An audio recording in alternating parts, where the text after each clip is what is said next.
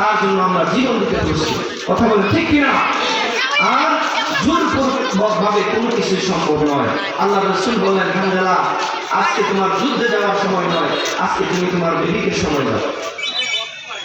হযরত হানজালা বিবির সঙ্গে সময় দিল, আল্লাহ রাসূলের কথা শুনলো।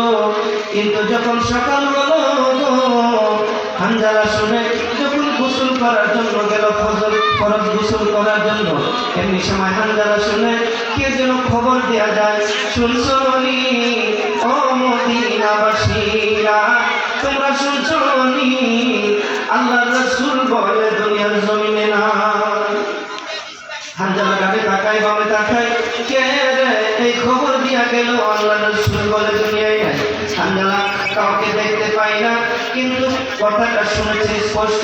হানজালা গাছের দিকে তাকাইলে গাছের পাখিরা আর আগের মতো ডাকে না, গাছের ডালের পাতাগুলো ঝিমে গেছে।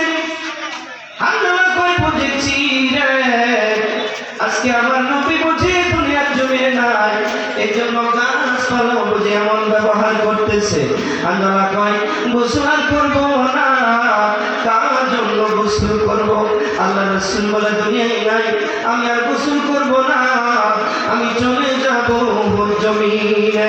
হানজালা গোসলখানা থেকে বাহির হইয়া বিবির কাছে গিয়ে অস্ত্র চাইতেছে, বিবি রে দে রে, বিবি আমার তলোয়ারটা দে। স্বামী গো, আপনি তো গোসল করতে গিয়েছেন, এখন কেন আবার তলোয়ার চান? কোথায় যাবেন এই মুহূর্তে? আপনি কোথায় যাবেন আমাকে বলেন। হানজালা তখন ডাকে, বিবি বিবি রে, বাধা দিস না রে বিবি, আমি শুনেছি আল্লাহ রাসূল বলে দুনিয়ার জমিনে না,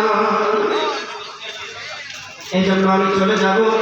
যদি বেঁচে থাকি দেখা হবে, আর যদি বেঁচে না থাকি রে বিবি, দেখা হবে রে হাসরের ময়দানে।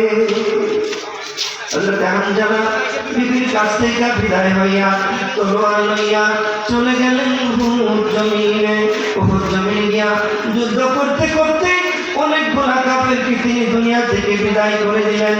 অবশেষে কিতাব লেখে, অবশেষে নবীর কলিজার সাহাবী, নবীর প্রিয় সাহাবী হযরত হানজালা, তিনিও দুনিয়া থেকে বিদায় হয়ে গেলেন, মানে শহীদ হয়ে গেলেন। একবার বলা যাবে কি আল্লাহু আকবার। হযরত হানজালা দুনিয়া থেকে বিদায়, শহীদ হয়ে গেলেন। লম্বা ঘটনা সংক্ষেপ করে দিলাম।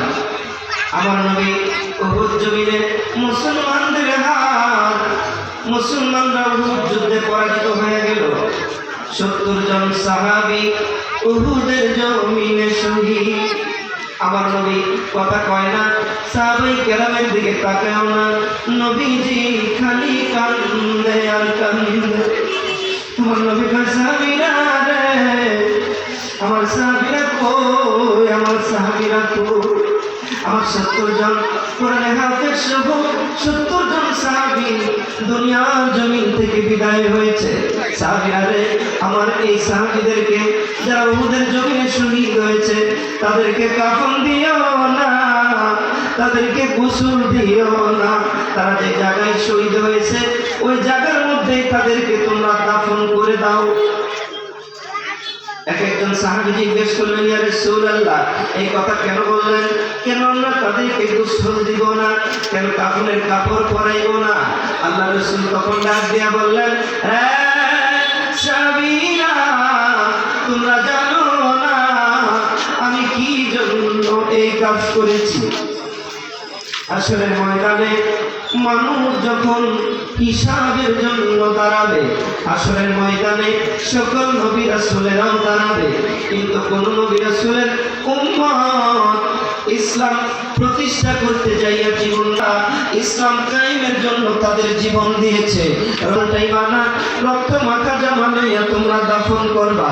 আমি আল্লাহ দরবারে আসরের ময়দানে আমার গুনাহগার উম্মত যখন বিপদে পড়ে যাবে রে, আমি আল্লাহর দরবারে দরখাস্ত জানাইব, তাকে দেখো তোমার ইসলাম প্রতিষ্ঠা করতে যাইয়া আমার কত সাহাবী দুনিয়া থেকে বিদায় হয়েছে। আজকে তাদের রক্তের বিনিময়, তাদের জীবন দানের বিনিময় তুমি আমার উম্মত গুলারে তুমি নাজাত দিয়ে দাও। আল্লাহ রাসূল বলেন, এই হাসরের ময়দানে আমি অসংখ্য